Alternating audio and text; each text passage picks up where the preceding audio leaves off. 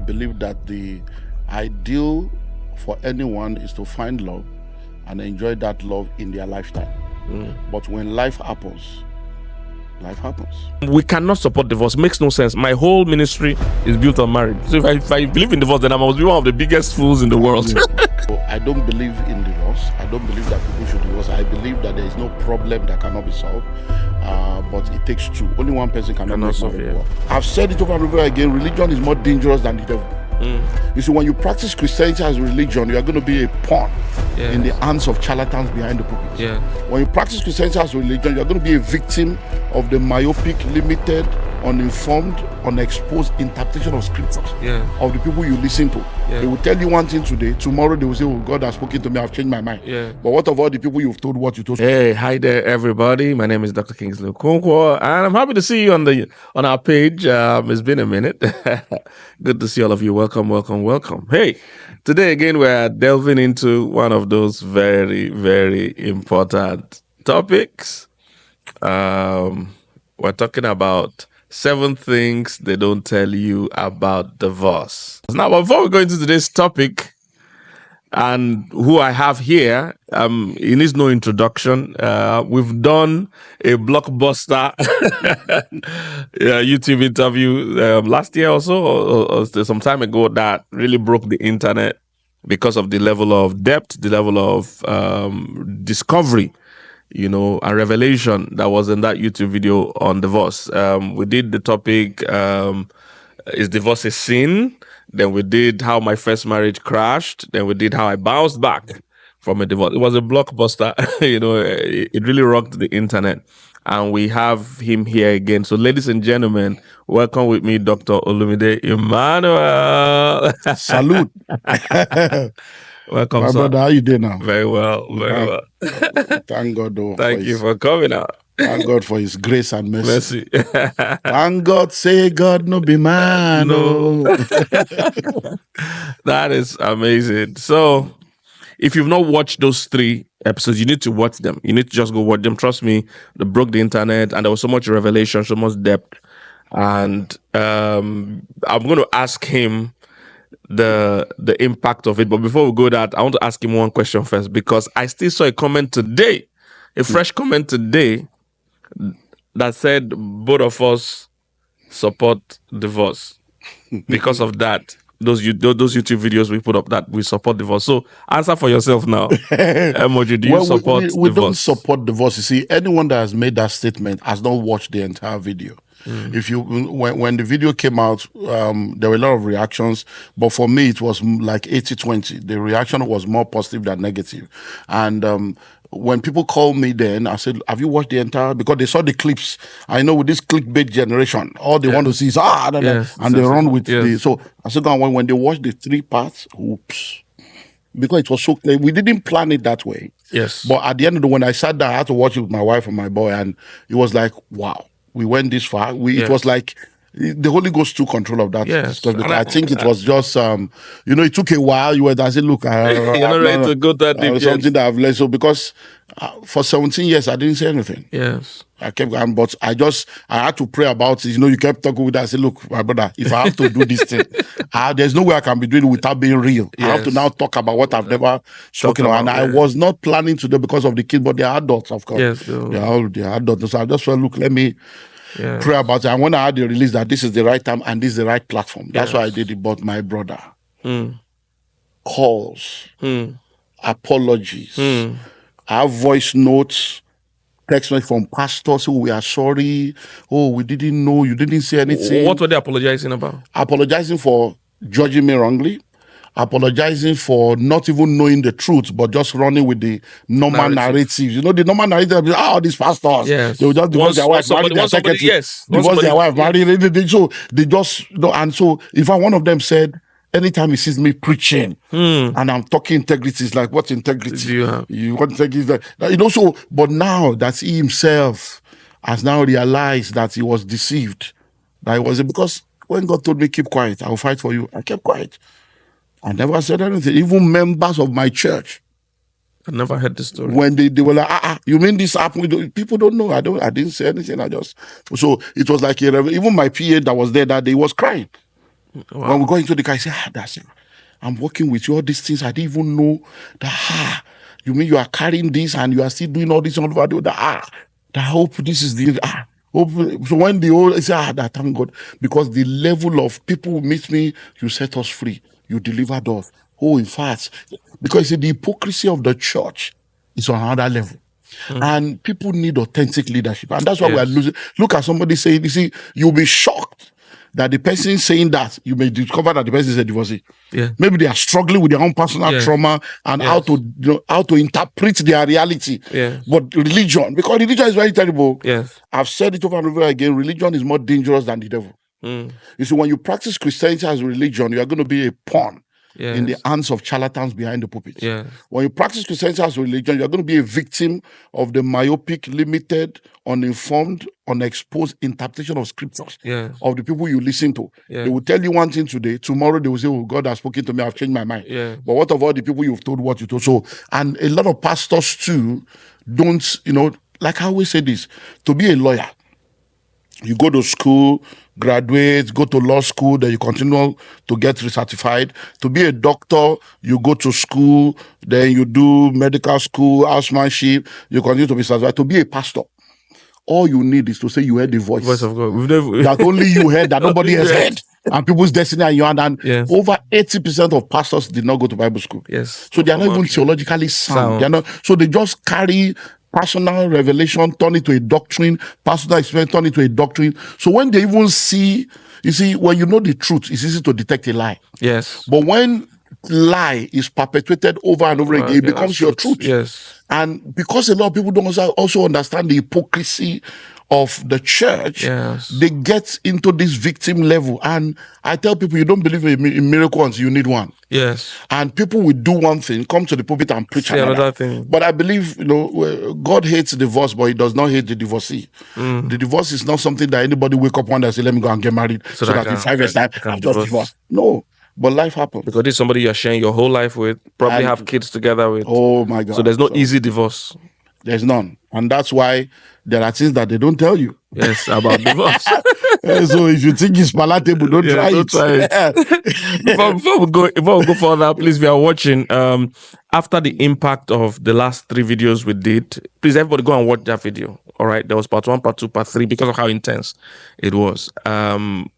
After that, we got a lot of calls and messages, and you also mentioned that you got a lot as well. People wanted premarital counseling. Yes, people wanted. Premarital counseling. People are married. They say, okay, we are ready to work on it. Can we go through a counseling session?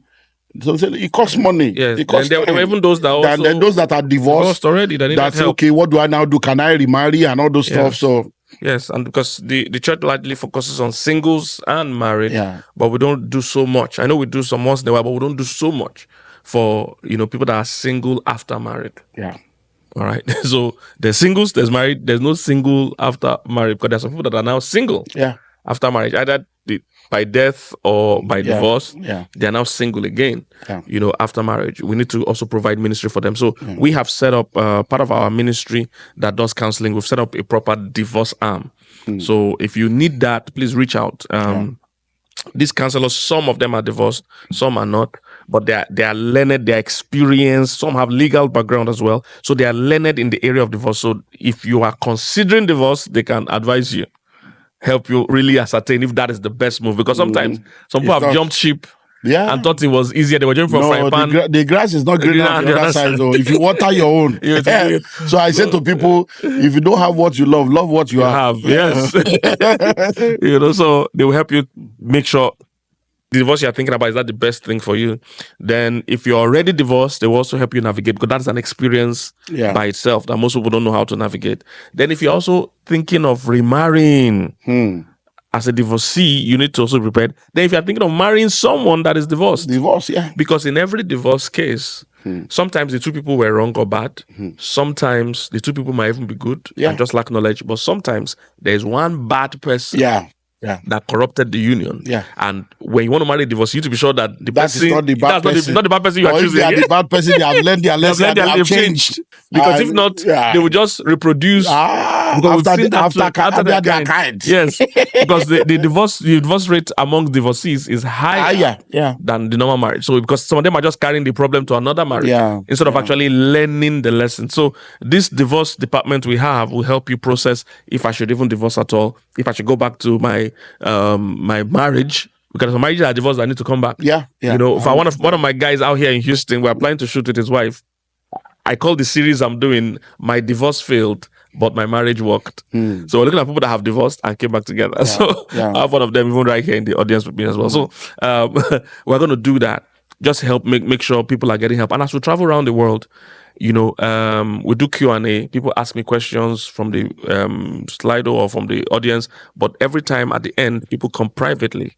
People that are divorced because they couldn't ask their question publicly and say, "I'm divorced," or "I'm planning to divorce," or "I've just divorced. What do I do?" So we found out there was a demand as well for people, you know, in that space to receive, you know, ministry, you know, as well. So before we go into today's topic, just for the records, do you support divorce? No, I don't. I don't, because I believe that the ideal for anyone is to find love and enjoy that love in their lifetime. But when life happens. So I don't believe that because you have divorced, then you have missed the purpose of God for your life, or you will not fulfill the purpose of God for your life. Life happens. So I don't believe in divorce. I don't believe that people should divorce. I believe that there is no problem that cannot be solved, but it takes two. Only one person cannot make marriage work. And I've said this over and over again. There is no marriage that has ended in divorce that did not have a chance to survive if the two people were willing to work on it. And there's no marriage that is doing well today that did not have a chance to break, except for the fact that the two people decided to work on it. So I've been in meetings to speak, friends doing 25, 45 years. I've even done 50-year wedding anniversary where I'm the speaker. And I know the friend that is doing 50 years wedding anniversary. I know the story. There are many, but you see, it's like I said to people, it's like a cake. When you are eating the cake is sweet, but what makes up the cake?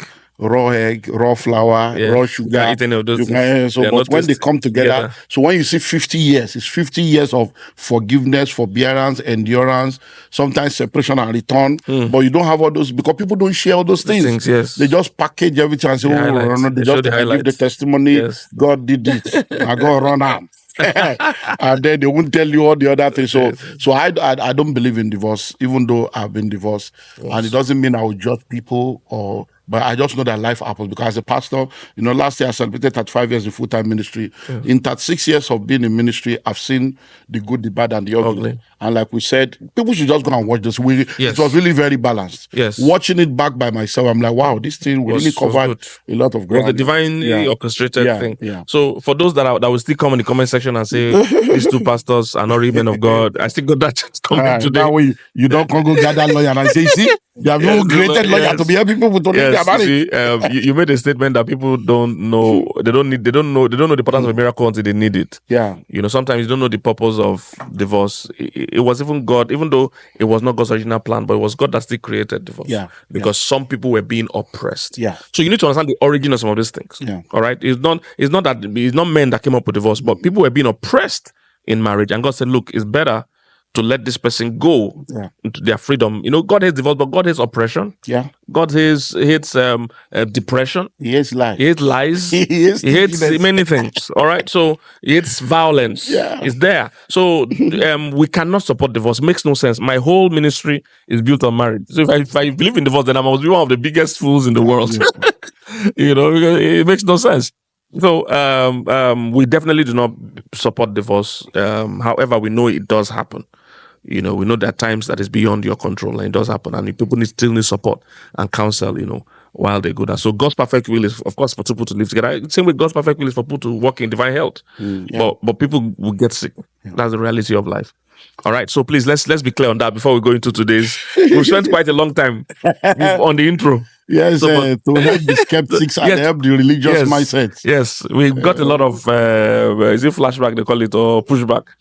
That these two men of God, they are not real men of God. In fact, your was worse than my own. They said, Pastor Kingsley was even balancing it. That but Pastor Olumide Emmanuel, he believed that you go and watch the full story. It was a moment of vulnerability for him, like he mentioned. Most people were shocked when they heard the full story. The impact was all over the world, really. We got feedback from everywhere. All over the world. People that were healed because they've gone through something like that. The church, ostracized them. Do you know what I went to? Yeah. Those, you know, wisdom for singles now. You know, it was like stadiums.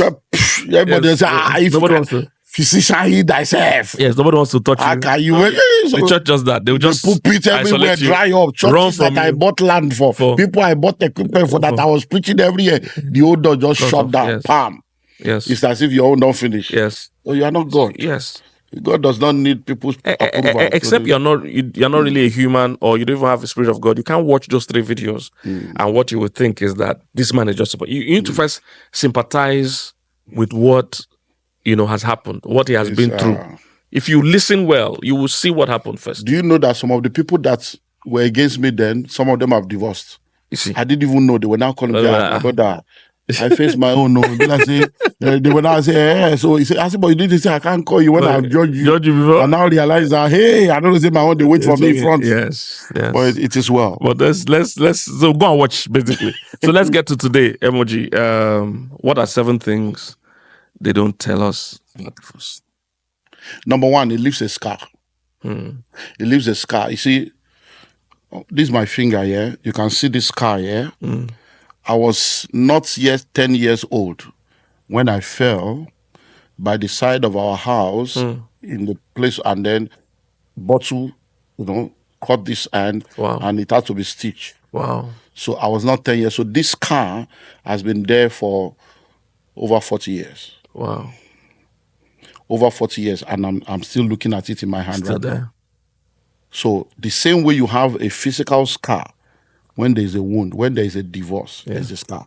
The scar is there because whether you like it or not, it's like a woman that did D and C. Yes. Even though the wound is healed, or CS or whatever, it's healed, the scar is there. So that's the way it is. So many times people are carrying that scar because there's something that happened contrary to your plan and your expectation, because nobody goes to the wedding day.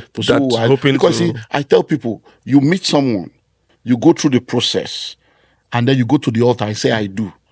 The same 2 people that said I do, we end up in the court and say irreconcilable difference. There are no irreconcilable difference, only irreconcilable people. Yes. It's because you are not willing to pay the price, and only one person cannot make it work. So there's that scar. That's number 1. So they don't tell you, but the scar is there. So it's like, I don't know if to use this example, but I've sat down with a lot of people that are, plus size, and no matter how much they try to prove that I'm okay with my size, I'm okay. They are not really okay. Sometimes like you can't be okay with this. So a few years down the line, they will now begin to tell you their story. I did this, but you were telling us you were okay. So there is a scar, and people need to understand that. You see, a woman gets pregnant, gives birth to a child. The experience she goes through, no man can explain it. No matter the revelation you are, because you have not gone through it. Yeah. When Jesus spoke to Peter, he said, Peter, there is an experience you will go through. He said, Satan has desired to sift you like a wheat. He said, but when you are converted, strengthen your brethren. Going through divorce leaves a scar that gives you the opportunity to help other people not to be scarred. And so your misery becomes a ministry. It becomes something that you can now use to help you to say, don't go that route, or this is the way to. So that's number 1. It leaves a scar. And many times people don't talk about that. Number 2, it leaves a stigma. Till tomorrow, there are people that no matter what you say, yes, Olumide Emmanuel is a persona non grata. Yes, he's not a man of God. No matter what you say, let him raise the dead. Forget it. Yes. I love that guy. I love his message, but that divorce thing, there's no way anybody can explain to me. People tell me, man of God, I appreciate you, but that thing, because I can't tell you this. Look, one of my friends called me And he said somebody called him that he didn't know that. He said, my brother, you didn't tell me you are doing this thing now. After 17 years, you did. He said, who is this Kingsley guy? What did he do to convince you to talk that people have been calling me in London? He said, I had to go and watch it. He said, because I didn't know. He said, then when the people now were calling, he said, no, have you said now? He said, but you didn't even tell them that all the things you said that they are shouting. You didn't say, say now only Islam. You never thought, I said, no, we can't go there. Go to that deep. Yeah. So am I going to expose everything to you? So people don't understand things. So it leaves a scar, it leaves a stigma. So the stigma is still there. Some people till tomorrow they will go to, I don't go to a church where the pastor has divorced and remarried. Yes. There are people, one of my pastors did not greet my wife. My wife. Yes, your current wife. For 14 years. Wow. He has never one day gone to say happy wedding anniversary. Wow. One of my top guys. And I called her, I said, my wife will say, this guy, I greet him, he doesn't greet me, I don't understand. Wow. I said, my baby, it's like, and when I called him, he said, it's true. That I don't have any problem, but that, once somebody has divorced and remarried, I don't like celebrating remarriage. So it's not about you. I honor you, I honor your wife, but I'm telling you. Wow. To say happy wedding anniversary, to my wife is like he's endorsing divorce. In his own books. A great man of God. In his own books, this guy is a solid man of God on all level. But you can see what that is a software. Once it's locked in. He couldn't just understand that. How do you say you honor a man and you're not greeting the wife? Now me divorce, my wife no divorce now. Yes. It is me that divorced and remarried. That's our own first marriage. And yet, so you have the stigma. So even you won't marry divorcee, it's part of what you will have to be ready to carry the stigma, because some people will believe that, now you destroyed the marriage. You are the one that was, You are the one that, maybe you are the one that prayed against the marriage. There are all kinds of things that when people talk like this, you are like, where did your mind come up with this kind of script? So there will be that stigma that will be there. So some people just believe that you are not a man of God. Some people believe there is no message you can preach. Some people just believe that you cannot be trusted. Some people just, there are all kinds of things out there. So you have to face it. There are some people that have now, after that time, that's when they now started inviting me back. Wow. After the interview, say, man of God, you need to come back. We need you. I've been seeing you going up and up. I say, I wish I can invite this man, but that thing. But now, they are now wanting to invite me back. I'm like, hello. So that stigma is one thing they don't tell you. You carry the stigma. Everywhere you go, there will be people that will still be looking at you, that will still be judging you, that will never accept you. So just accept yourself because God has accepted you, and focus on your focus and move on with your life and destiny. And there's also good on number 3. They don't tell you that you will have to carry some baggages for the rest of your life. Do you know that up until, I think even January this year, January, I went to up until January this year, I met someone that was not even aware of anything. I was still asking, he's asking of my 17 years after. No, we are talking like 2005. That's 20 years after. 20 years after. Somebody was asking you of your... that you have moved from that place that I used to... I just kept quiet. I say, it is well. God is in control. What do you want to start saying? That's a baggage you are still carrying. Yes. There are people that, I don't know if I said it, like I have books.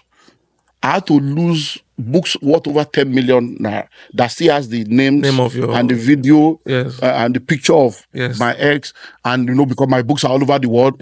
So if somebody called me from Arkansas, you say, Pastor, your books are here, 3 Ghana must go of books. By the time I say, show me the book, I say, just give it away to anybody you want to give, because it's so there is a baggage you still have to carry, because if you now say, okay, you are remarried, maybe you now marry another divorcee, or that one to come with children, there will be blended family. You have to carry that baggage. Now you have 2 children from this one, from this one. It's a baggage.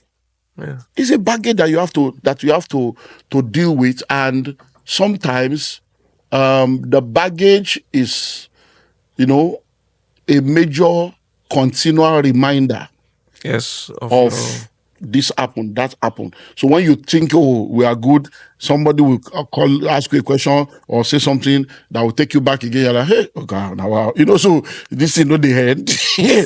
So but most of the time people don't see all that. And that's why I tell people, Don't just jump out there thinking, because a lot of people, marriage is sacred.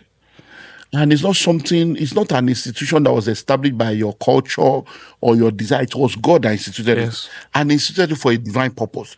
So it's not something you just enter into lightly and jump in and jump out, because the world we live in today, people have tried to bring marriage into a place of disrepute. They now talk marriage is a scam, and because it's only the negative testimonials that people see. And especially in the days of social media, even those that are doing well, they don't want to talk about their, because it's as if you talk well now, some people will now be hiring your husband, hiring your wife, and you have all this kind of funny thinking that people have. So those are things that I feel that people should note. So number 4, it leaves you to have to retell your story over and over again. It's a baggage. You have to keep retelling this, because there are people that did not know anything until that video came out. So there are people I've been preaching for like 15 years. Wow. And every year I go there. So this, you were married before? We didn't know. We just saw this. So this was so what's now happened to your first one? So where are the children? You have to start telling the story. Because there are some people you cannot just say it as well. You have now developed a covenant relationship with them. There are people that, if I one of my friends, my covenant friend, he now had to come. He knows about it, but the children did not know. And the children have known me for 17 years. Without knowing that there was any. So they are now like, you mean your friend? It was even the children that went to tell him. That's this thing. That this your friend. Are you sure he's a Nigerian? That this guy is like an American. That is too vulnerable. Pastors are not this vulnerable. That this is amazing. This is you mean. So we had to now do another meeting. He said the children want to see me. They were say hell. So you have to be retelling stories. You have to be retelling stories. You have to be retelling stories upon stories upon stories. Even this last month, we are doing a remodeling in our house, because my birthday is coming up. So we celebrate birthday every 5 years in my family. So my wife's milestone birthday is this year, 5 years. Mine is 5 years this year. So we are doing remodeling in the house. By doing remodeling, there are pictures of my children. So the event plan, the designer now came and said, okay, since we have my boy's picture, that this one, where is their new pictures to now arrange? We have to start. He say, okay, no, actually those ones are not available. He said, what happened? Let them come, let's do photo shoot. I don't know where they are. I don't have contact. So how do you start telling? So you have to be retelling stories that it's like, this is not the end. Will I have to be doing this for the rest of my life? But that's what you face for experiencing that. So it's not a palatable thing. Then number 5, I'm now going, I've listed all that to now end up with the positive aspects to help people understand this. Now, the 5th thing they don't tell you is that divorce is not a death sentence. They don't. People make you think that once you are divorced, your own don't finish. But it's my own finish. It's not finished. I'm even the best years of my life, the best season of my life right now. When God wanted to prove himself as God, he blessed me with an amazing wife, a virgin, a young girl, amazing woman of God, and I'm balling, my brother. I'm just balling, enjoying life. Sometimes I'm wondering myself, what I do today deserve this kind of babe, fine babe, solid woman of God. The babe don't grow, don't become anointing the flow for a body like this. The world has not seen my wife. I'm telling you, when she preaches healing, miracle, the babe don't enter on that realm now. Even we wait the house with the bow for the anointing. I say, God, now me you bless like this. So it's not a death sentence. Because for some people, they thought that's the end of your story.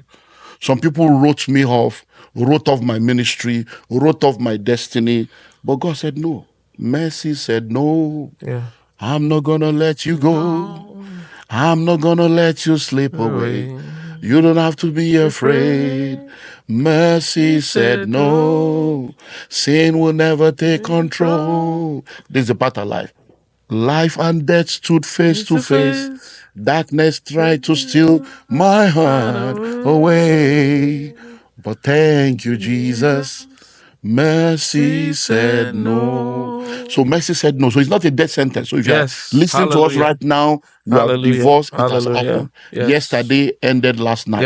Oh, the glory past to God. is in the tomb. The future is in the womb. Yesterday is history. Tomorrow is your glory. So make sure that you realize that, number 1, if you discover that you did anything wrong, repent, face God, ask for forgiveness. If you did anything wrong against your ex, call, apologize, ask for forgiveness, make amends, make restitution, and move on with your life. Everybody deserves to be happy. Everybody deserves to have joy and peace, and you will find love again. So it's not a death sentence. Don't kill your destiny. Because people thought I would stop preaching about marriage. Wow. They thought, and but emoji, but a lot of people had to stop preaching about marriage when they're all married. Why would I stop preaching the truth? They thought I would stop preaching about marriage. Now, see, let me give you, Jesus. When we had, we went through the process of, stakeholder management and crisis management, when it now became the time when we needed to inform the entire workforce, I told them everything. I said, these are the entire truths. These are phone number. Go and verify if anything I've said is wrong. So, but I will not allow any one of you to suffer because of my personal struggle. So if any one of you is willing to go, I will understand. If you cannot sit under a divorcee, I will understand, because it means that somewhere in the future there will be remarriage. I don't know yet, but I'm still young. So that means, so you better live now. One of, as a matter of fact, my lawyer, we're going to sites maybe a few days after that discussion in church. So I now turned to say, the law. So how far now? I don't meet for the family. Are you leaving us so that I will know? Will you still be my lawyer? Because it's my business. Will you still be my lawyer so that even if you leave church, let me know? He said, Pastor, we're not going anywhere. That he is a pastor's child. He's a PK, the wife. So there are people that came from. He said, I was afraid that what would my wife say? So when we got to him, I said, babe, sit down. Pastor said we should go and pray. So what? He said, no, we're not going anywhere. He said, no, we're not going anywhere. He said, have you not noticed that since this man divorced? I didn't even notice that. That was when I realized it. He said, have you noticed that since this man divorced, he has never one day come to the pulpit to speak evil of his ex? Wow. He has never one day come to the pulpit to support divorce or try to use his personal experience to change justify the just divorce. He has never one day stopped preaching on marriage. He said, he keeps preaching on marriage, he keeps telling us the truth. I'm not your sample. I'm not your template. Jesus is your template. Follow me as I follow Jesus. He said, then he started praying one prayer. He says, have you noticed? I didn't know. He said, since the day that thing happened, he has added a prayer to his prayer, say, where I have failed, you will not fail. I didn't even know I was praying that prayer. Wow. He said, you say, my wife told me, go and watch every time he prays for us. He said, that is a good man. That's the kind of man I want to follow. That I'm not going anywhere. They are still in church. Wow. So people are not foolish. Except people just want to be just funny. Yes. So it's not a death sentence. It has happened. Move on with your life, but make sure you do the needful. Don't just go and say, oh, we fall down and we get up. No, don't do all those nonsense. No. Make sure that you have really done what needs to be done and you move on. It is not the end of your story. It is not the end of your purpose. It is not the end of your joy. Because a lot of people, because I tell people, God may forgive you, but have you forgiven yourself? So sometimes people are the one that now say, no, I've decided I'm not doing this thing again. Let me close this. I'm not going to marry again. I'm not doing marriage. I'm not doing this again. It's not the end of your purpose. It's not the end of your story. It's not the end of your joy. Sometimes it's the bend. It's not the end. And when you look back at, the life of great people, it may not be marriage. It may be other things. But you realize that there are people that have gone through things that if they have allowed what they went through to bury them, you will not be seeing them today. Generals are known by their scars. Yes. And it's very, very important for us to know that if your destiny is great, you go through the pits. Prophets in training. You will go through a lot to be able to get to where you need to get. So don't see it as the end of your story. It's not the end of your story. It's not the end of your purpose. And it's not the end of your joy. There are people out there that will say, bring you joy. Now I look at my boy and I'm like, wow. It's like God the boy just gives me joy. Wow. It's just like, wow. So I can have a family again Yes. where I can be happy. I can know anytime when you hear daddy, you like that daddy, you know, wow, I'm a daddy. Somebody calls me daddy. People think that because you're a man of God, we are human beings. I'm a man. Yes. I need to get home and meet a woman that will hug me, rub my head, rub my stomach, feed me, give me good sex, enjoy life. Yes. I need children that will say, oh, welcome daddy. Oh, daddy, this is my homework. Daddy, I look at this. Everybody. So it's not the end of your joy. It's not the end of your peace. It's not the end of your story. It's not the end of your purpose. Very, very important. And then number 7, it is not the unpardonable sin. It is not the unpardonable sin. So when people look at divorce, they want you to feel as if this one, even as if they are the one that hold the key of eternity.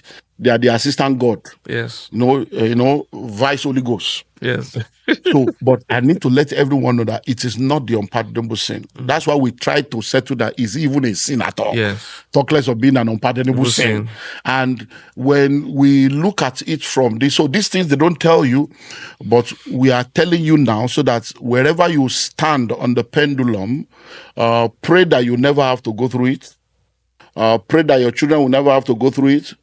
Pray and act in such a way that you will not sow a seed that will produce an harvest in your own life that you will regret later. Because there are people that, even though it was not part of what was planned for them, they use their mouth, their hand, to now create the problem for themselves by judging people unjustly. And you find that sometimes a lot of people, what they fight and what they argue and what they cause end up becoming their cause. So we need to be very, very careful of that. So it is well. Wow. This is very, very powerful. It's not a death sentence. It's not the unpardonable sin. It's not. There's still life after divorce. Yeah, there is. There's life after divorce. So it might be a bend, but it's not the end. The end. Well, this is powerful. So please, guys, this is so share this video. Like I said earlier on, in our travels, I've seen that there's a large number of people covertly in churches that are in these situations, either divorced, about to divorce, experiencing divorce, about to marry a divorcee. Because the more people are divorced, the more they want to remarry. So a lot of single people today are having to marry a divorcee.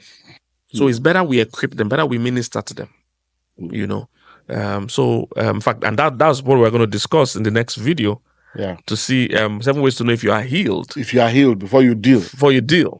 Because some people think, this one just failed, I'm going to jump to the next one. No. There are things to do, there are things to check. Your next will suffer for the sins of your ex.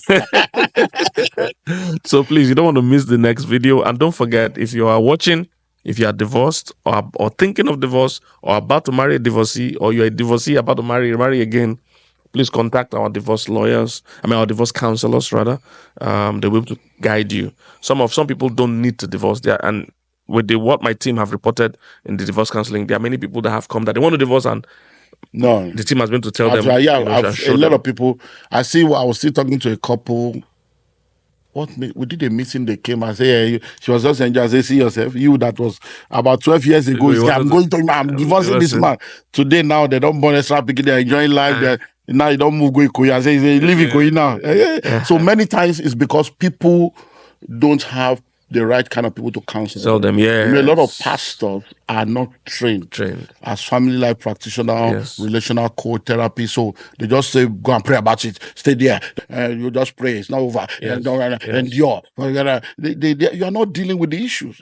And then people just realize that, it doesn't work. But when they see someone to counsel them, help them see, clearly they're like, okay, wow, I didn't see from that way. And then.